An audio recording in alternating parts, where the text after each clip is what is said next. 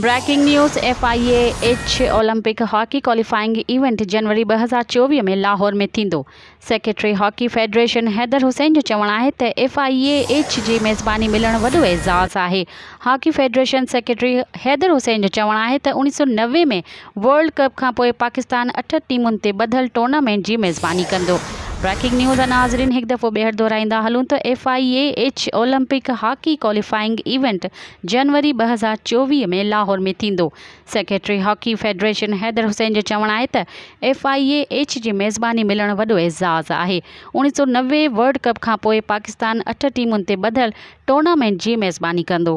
मज़ीद ख़बरनि ऐं तफ़सीलात लाइ विज़िट कयो असांजी वेबसाइट www.awamiNewsHD.com ऐं ॾिसंदा रहो अवामी न्यूज़ HD।